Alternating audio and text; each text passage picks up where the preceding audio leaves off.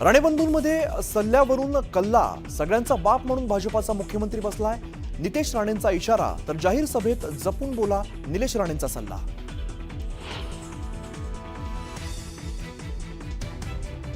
ठाकरे बंधूंमध्ये समेट घडवण्यासाठी नातेवाईकांचे प्रयत्न, वरिष्ठ सूत्रांची माहिती. तर राज उद्धव लवकरच एकत्र येतील, ठाकरे बंधूंचे मामा चंतू मामा वैद्य यांच्याकडून विश्वास व्यक्त.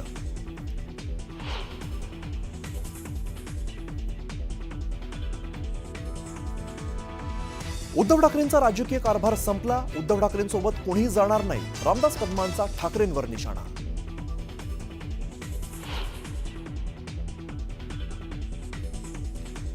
ठाकरेंचा पैलवान शिंदेंच्या तालमीत जाणार, चंद्रहार पाटील उद्या शिवसेनेत करणार पक्षप्रवेश, पक्षात मोठी जबाबदारी मिळण्याची शक्यता. ताउम्र राहुल जी, आप यही गलती करते रहे, धूल चेहरे पर थी और आईना पूछते रहे.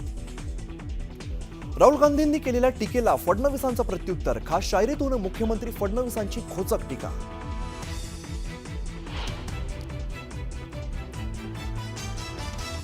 देवेंद्र फडणवीसांच्या लेखानंतर काँग्रेस नेत्यांचा पलटवार, निवडणूक आयोगाने उत्तर देणं अपेक्षित, मात्र अमित शहा फडणवीस उत्तर देतात, काँग्रेसच्या हर्षवर्धन सपकाळांचा वार.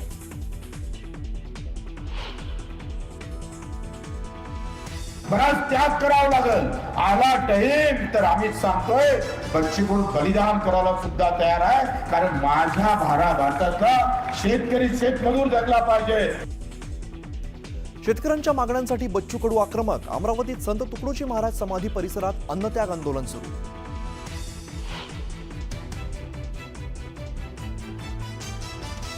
पालघरमधील शिवसेनेचे पदाधिकारी अशोक ढोडी हत्या प्रकरणी मुख्य आरोपीला 5 महिन्यानंतर बेड्या ठोकण्यात यश, अविनाश ढोडीला सिल्वासामधून अटक. संत गजानन महाराज पालखीचं वाशिम जिल्ह्यात आगमन, पालखीचा पुढील 4 दिवस मुक्काम वाशिम जिल्ह्यात.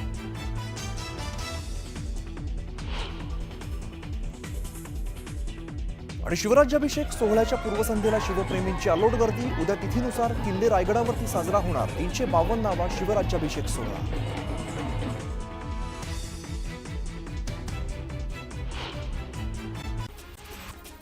रायगड किल्ल्यावरील धनगर वस्तीला पुरातत्व खात्याने गड खाली करण्याची नोटीस बजावली. धनगर समाज बांधव पर्यटकांना दही, ताक, चहा, नाश्त्याची सुविधा देऊन येणाऱ्या पैशांवर आपला उदरनिर्वाह करत असतो आणि त्यामुळे गड सोडला तर उदरनिर्वाह कसा करणार हा प्रश्न जो आहे तो आता निर्माण झाला.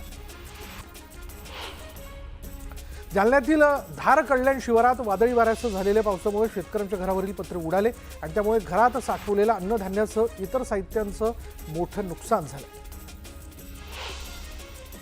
अतिक्रमणाच्या मुद्द्यावरनं चर्चेत आलेला विशाळगड आता अतिक्रमण मुक्त होताना दिसतोय. गडावरील तब्बल 106 अतिक्रमणं काढण्यात आलेली आहेत, त्यामुळे विशाळगड आता मोकळा श्वास घेताना दिसतोय. महाड तालुक्यातील राजेवाडी गावात एका घरात मगरीचं पिल्लू शिरल्याची घटना घडली आणि घरात पिल्लू दिसल्यानं खळबळ माजली. दरम्यान वन विभागाकडून मगरीच्या पिल्लूला रेस्क्यू करण्यात आलं.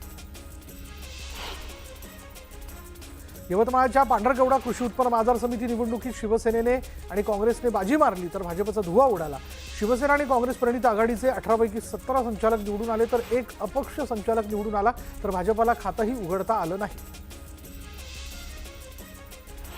बकरीदच्या पार्श्वभूमीवर बैल बाजार बंद ठेवण्याचे आदेश काढण्यात आलेले होते आणि त्यामुळे गेल्या 2 आठवड्यापासून चोपडा इथे कृषी उत्पन्न बाजार समितीत भरला जाणारा बैल बाजार बंद आहे. मशागतीची कामं करण्यासाठी शेतकऱ्यांना बैल जोडीची आवश्यकता असते, मात्र बाजार बंद असल्याने शेतकऱ्यांना अडचणींचा सामना करावा लागतोय. वाशिम जिल्ह्यात मागील वर्षी 1 आणि 2 सप्टेंबर रोजी झालेल्या अतिवृष्टीत शेतकऱ्यांचं मोठं नुकसान झालं होतं.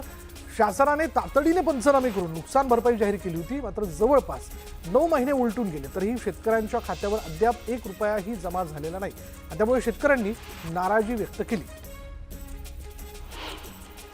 लोणावळ्यामधील वाहतूक कोंडीची समस्या सोडवण्याकरता थेट जिल्हाधिकाऱ्यांनी सूत्र हाती घेतली आहे. जुना पुणे मुंबई महामार्गावर दोन्ही बाजूने असलेल्या अतिक्रमणावर मोठी कारवाई करण्याचा इशारा पुण्याचे जिल्हाधिकारी जितेंद्र डुडी यांनी दिला. मनमाड आणि येवला शहरासाठी पालखेड धरणातून पाण्याचं आवर्तन सोडण्यात आलं. दोन्ही शहराला पाणीपुरवठा करणाऱ्या धरणांनी तळ गाठल्यामुळे भीषण पाणी टंचाई निर्माण झाली होती. पालखेड धरणातून पाण्याचं आवर्तन सोडण्यात आल्यामुळे दोन्ही शहरातील नागरिकांना दिलासा मिळाला. सांगलीच्या पलूस तालुक्यातील आमणापूरच्या ओढ्यावरील रस्ता जलमय झाला. नागरिकांनी जीव मुठीत घेऊन त्यांना वाट काढावी लागते आणि 5 महिन्यांपासून या ओढ्याचं काम रखडलंय. सार्वजनिक बांधकाम विभागाचं दुर्लक्ष झाल्यानं ही परिस्थिती निर्माण झाल्याचा आरोप गावकऱ्यांनी केला. छत्रपती संभाजीनगरमध्ये बदलत्या वातावरणामुळे सर्दी खोकल्यांच्या रुग्णांमध्ये मोठी वाढ झाली आणि यामुळे अपघातात उपचारासाठी नागरिकांनी आपण जर लक्षात घेतलं तर रुग्णालयामध्ये उपचारासाठी नागरिकांनी मोठी गर्दी केली आहे. दरम्यान नागरिकांना काळजी घेण्याचं आवाहन आरोग्य विभागानं केलं. बीडच्या वेताळवाडीत भारतीय सैन्यात 20 वर्ष सेवा केल्यानंतर सैनिकांचं आगमन झालं आणि यावेळी गावकऱ्यांनी सैनिकांचं जोरदार स्वागत केलं. पैठणमध्ये प्रधानमंत्री आवास योजनेच्या दुसऱ्या टप्प्याचा शुभारंभ करण्यात आला. घरकुल योजनेची नाव नोंदणी सुरू करण्यात आली असून घरकुल लाभार्थ्यांनी नाव नोंदणीसाठी नगरपालिका प्रशासनाकडे संपर्क साधावा असं आवाहन मुख्याधिकारी डॉक्टर पल्लवी आंबोर यांनी केलं. अण्णासाहेब पाटील आर्थिक महामंडळातून मराठा बांधवांना तात्काळ कर्ज उपलब्ध करून द्यावा अशी मागणी जी ती मराठा सेवा संघाच्या वतीने करण्यात आली. संपूर्ण प्रक्रियेतील त्रुटी दूर कराव्यात अशी मागणी करणारं पत्र मराठा सेवा संघाचे अध्यक्ष सचिन काळे यांनी नरेंद्र पाटलांना दिलं.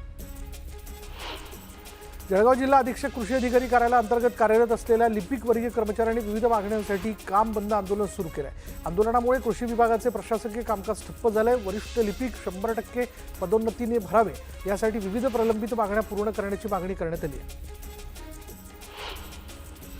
विशाळगडाचा उरूस आज पार पडतोय आणि या उरुसाला प्रशासनाने बंदी घातली आहे. मात्र तरीही पर्यटकांचा ओढा पाहायला मिळतोय. विशाळगडापासून 8 किलोमीटर अंतरावर पर्यटकांना अडवण्यात आलं असून कसून तपासणी करूनच त्यांना गडाकडे सोडण्यात येतं आणि या सगळ्या पार्श्वभूमीवर कडक बंदोबस्त तैनात करण्यात आला.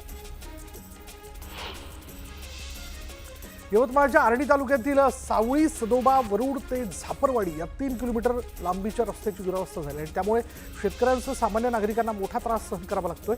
प्रशासन या समस्येकडे दुर्लक्ष करत असल्याचा आरोप ग्रामस्थांनी केला. सिंधुदुर्ग जिल्ह्यातील चिपी विमानतळावरनं गेल्या काही महिन्यांपासून मुंबई विमानसेवा बंद आहे आणि यामुळे पर्यटनासह मुंबईकर चाकरमानी वर्गाची मोठ्या प्रमाणात गैरसोय होते. गणेशोत्सव केवळ 2 महिन्यांवरती येऊन ठेपल्यानं चाकरमान्यांसाठी मुंबई विमानसेवा पूर्ववत सुरू करावी अशी मागणी जोर धरू लागली आहे. बुलढाणा जिल्ह्यातील संग्रामपूर तालुक्यात वकाना आणि बिलखेडपर्यंत रस्ता निर्माण करून देण्याची मागणी अनेक वर्षांपासून प्रलंबित आहे. रस्त्याच्या मागणीकरता गावकऱ्यांनी धरणे आंदोलन सुरू केलं. सांगलीच्या कृष्णा काठावर आफ्रिकन चातक पक्षाचं आगमन झालं आणि हा चातक पक्षी सध्या पलूस तालुक्यातील कृष्णा काठावर बच्चांपा बनी दाखल झालेला आहे आणि या चातक पक्षाचा मुक्काम जून ते सप्टेंबर म्हणजे संपूर्ण पावसाळ्यात राहणार आहे.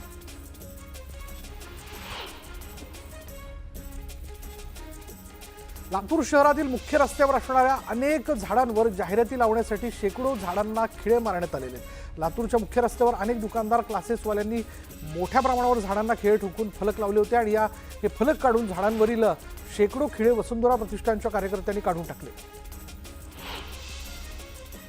रत्नागिरी जिल्ह्यातील 5 पंढरी गावाला दरडीचा सर्वाधिक धोका आहे. एका बाजूला समुद्री उधाणाचा धोका तर दुसरीकडे दरडीचा धोका निर्माण झालेला आहे. दरवर्षी त्यांना जीव मुठीत घेऊन जगावं लागतं. अमरावतीमध्ये प्रहार संघटनेचे अध्यक्ष बच्चू कडूंनी अन्नत्याग आंदोलनाला सुरुवात केली आहे. शेतकऱ्यांची संपूर्ण कर्जमाफी, दिव्यांगांना 6,000 रुपये मानधन, शेतमजूर, मच्छीमारांसह विविध घटकांच्या मागण्या पूर्ण करण्याची मागणी त्यांनी केली. नांदेड जिल्ह्याच्या किनवट तालुक्यातील शिवणी इथे ग्रामस्थांनी रास्ता रोको केला. अतिदुर्गम भागात शिवणी गाव आहे आणि इथे पक्का रस्ता नाही आणि रस्त्यालगतच नाला असल्यामुळे पावसाचं पाणी लोकांच्या घरात शिरतं. त्यामुळे रस्ता दुरुस्तीच्या मागणीसाठी शिवणी ते निर्मल रस्त्यावर आंदोलन करण्यात आलं. जळगावच्या बारसे कॉलनी परिसरात नागरिकांनी महानगरपालिकेविरोधात आंदोलन केलं. गटारी तुंबल्यानं डेंग्यू होण्याची भीती नागरिकांनी व्यक्त केली आहे. दरम्यान तातडीनं गटारी स्वच्छ करण्याची मागणी आंदोलकांनी केली. निवडीच्या मराडेपाड्यामध्ये शिवराज्याभिषेक सोहळ्याला सुरुवात झाली. भव्य स्वराज्य तोरण बांधत विधिवत पूजा करण्यात आली. वर्ध्याच्या संत केजाजी महाराज पालखीतील वारकऱ्यांची आरोग्य तपासणी करण्यात आली आहे. काँग्रेसच्या वैद्यकीय मदत कक्षाच्या पथकीनं ही आरोग्य तपासणी करण्यात आली. विदर्भाची पंढरी म्हणून ओळख असलेल्या शेगावच्या श्री संत गजानन महाराजांची पालखी आषाढी सोहळ्यासाठी पंढरपूरला निघाली असून आज या पालखीचं आगमन वाशिम जिल्ह्यातील मेडशी इथं झालं. या पालखीत 700पेक्षा अधिक वारकऱ्यांनी सहभाग घेतला. वैष्णवी हगवणे प्रकरणात निलंबित पोलीस अधिकारी जालेंद्र सुपेकर यांच्या फोनची तपासणी झाली पाहिजे अशी मागणी जी ती अंजली दमानिया यांनी केली आहे. एक्सवर ट्विट करत त्यांनी ही मागणी केली. सिडकोचे माजी संचालक आणि राष्ट्रवादीचे नेते नामदेव भगत यांनी MMRDAच्या संचालकांवर गंभीर आरोप केलेले आहेत. MMRDAचे व्यवस्थापकीय संचालक संजय मुखर्जी यांनी ज्याप्रमाणे ठाणे जिल्ह्यातील 14,000 कोटींच्या निविदा प्रक्रियेत घोळ घातला होता, त्याचप्रमाणे मुखर्जी यांनी सिडकोमध्ये व्यवस्थापकीय संचालक असताना अनेक घोळ घातले होते, असा आरोप भगत यांनी केला. वांद्रे स्टेशन परिसरात अभिनेता अक्षय कुमार किलर मास्क घालून दिसला आणि यावेळी त्यानं हाऊसफुल 5 या चित्रपटाबाबत चाहत्यांचा अभिप्राय जाणून घेतला. बदलापुरात पान टपरी आणि चहाच्या टपऱ्यांवर ड्रग्सची सर्रास विक्री होत असल्याचा दावा आमदार किसन कथोरे यांनी केला. अनेकदा पोलिसांना कारवाई करण्यास सांगितल्याचंही ते म्हणाले. मुंबईच्या माटुंग्यामध्ये गावगुंडाची दहशत पाहायला मिळते. हातात तलवारी आणि कुऱ्हाडी घेऊन लोकांवर हल्ला करण्याचा प्रयत्न करण्यात आला आणि या हल्ल्यात अनेक महिला आणि पुरुष जखमी झाले. कोणतीही भीती न बाळगता गावगुंडांनी दहशत पसरवली आणि नंतर पळून गेले.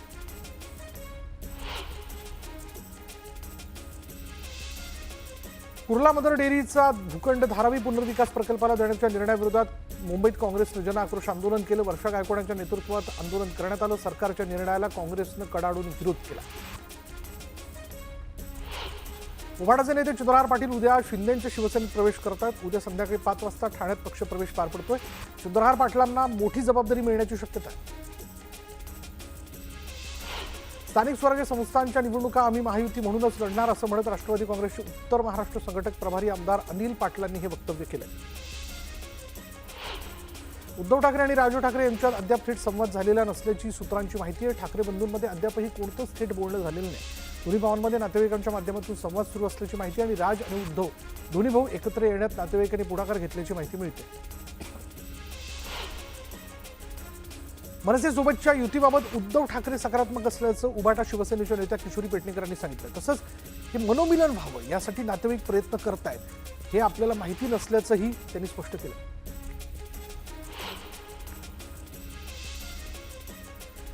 दोन्ही भाऊ एकत्र येण्यासाठी नातेवाईक सुद्धा प्रयत्न करतात अशी माहिती चंद्रकांत खैरेंनी दिली आहे. दोन्ही भाऊ महायुतीला धडा शिकवतील असं खैरे म्हणाले. उद्धव ठाकरे संधी साधू आहेत. वरळीत आदित्य ठाकरे उभे असताना मनसेने मदत केली, मात्र अमित ठाकरेंविरोधात उभाटाने उमेदवार दिला. ही गोष्ट राज ठाकरे विसरले नसतील अशी प्रतिक्रिया रामदास कदम यांनी दिली. मनसे आणि उभाटा गटाच्या युतीबाबत नांदेड दौऱ्यावर असलेल्या मंत्री संजय राठोड यांनी प्रतिक्रिया दिली. मनसे नेते उपमुख्यमंत्री एकनाथ शिंदे यांनी याबाबत आधीच भूमिका स्पष्ट केलेली आहे. कोणीही कोणासोबत युती करू शकतो असं राठोड म्हणाले.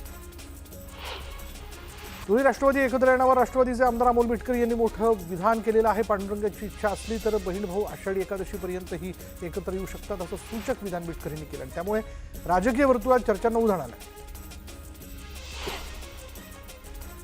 दोन्ही राष्ट्रवादी एकत्र येण्यावर सुप्रिया सुळेंनी प्रतिक्रिया दिली. या संदर्भात सगळ्यांशी चर्चा करणार असल्याचं त्यांनी सांगितलं. चर्चेनंतर कार्यकर्त्यांच्या मनात काय आहे हे कळेल असं सुळे म्हणाले.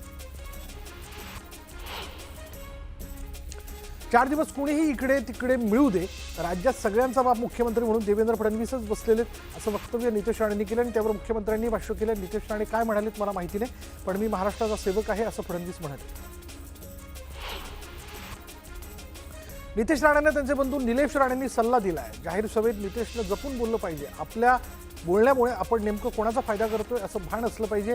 आपण महायुतीमध्ये आहोत हे विसरून चालणार नाही. मी भेटल्यानंतर बोलेनच, पण आपण बोलताना सगळ्या गोष्टीचं भान ठेवून बोललं पाहिजे असं निलेश राणेंनी सल्ला दिला. काँग्रेस नेते राहुल गांधी यांनी महाराष्ट्रातील विधानसभा निवडणुकांबाबत आणि ईव्हीएम यंत्रांवर संशय व्यक्त करत एका लेखातून टीका केली होती आणि त्याच लेखाच्या विरोधात मुख्यमंत्री देवेंद्र फडणवीस यांनी प्रत्युत्तर दिलं. ज्यांना जनता नाकारते तेच जनादेश नाकारतात असं थेट प्रत्युत्तर देवेंद्र फडणवीस यांनी राहुल गांधींना दिलं.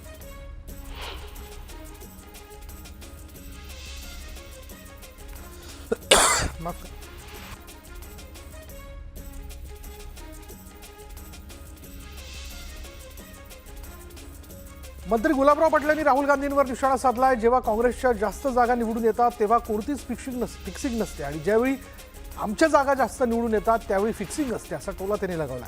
हा मतदारांचा अपमान आहे अशी टीका त्यांनी केली.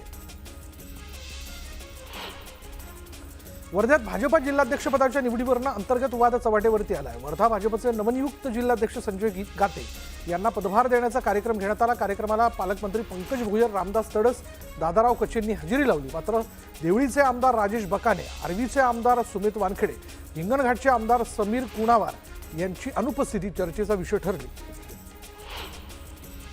राज्यातील काही आमदारांनी उपमुख्यमंत्री आणि वित्तमंत्री अजित पवार निधी देत नसल्याच्या तक्रारी केल्यात आणि यावर आता मंत्री शंभूराज देसाई यांनी स्पष्ट प्रतिक्रिया दिली आहे.